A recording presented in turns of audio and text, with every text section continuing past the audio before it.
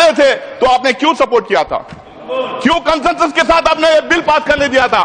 आप 2013 के बाद सर 2014 में ये लोग सरकार में आ गए। 2014 से 2024 तक इनको समझ में नहीं आया कि ये ड्रैकोनियन लॉ है। इनको ये समझ में नहीं आया कि कम्युनिटी को अपील करने के लिए लाया गया है।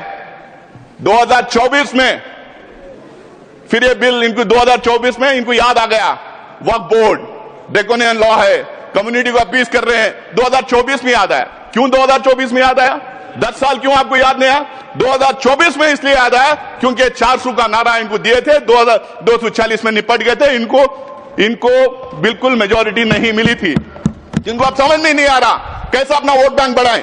इनको यह समझ में नहीं आ रहा कौन सा मुद्दा उछालें, तो इन्होंने वक्फ बोर्ड को लेके आया, इस एक्ट को लेके आके कम्युनल पोलराइजेशन करने का काम कर रहे हैं। आप कह रहे हैं कि हम अपील कर रहे हैं, आप पोलराइज करना चाह रहे हैं। पूरे देश को, पूरी दुनिया को पता है पोलराइजेशन देश में होता है तो किसका फायदा होता है करके। कौन पोलराइज करता है, कौन धर्म की राजनीति करता है, कौन किसी एक कम्युनिटी को विलन बना के उसके खिलाफ में एक नैरेटिव बिल्डअप करने का काम करता है।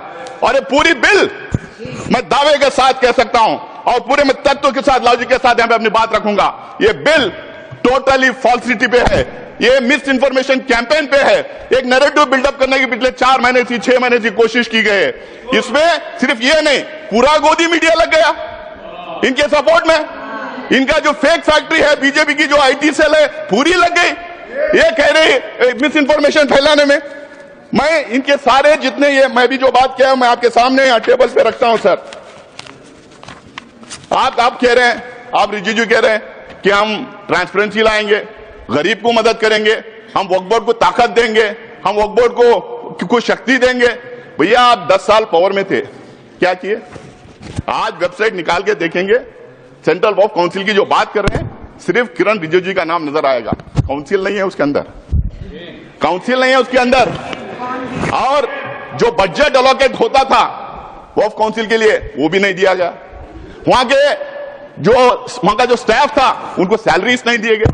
भारतीय जनता पार्टी के जो रूल्ड स्टेट्स हैं, कई जगह 10 साल, कई जगह 15 साल, कई जगह 20 साल से है, वहां पे स्टेट वक्फ बोर्ड कॉन्स्टिट्यूट नहीं किए गए।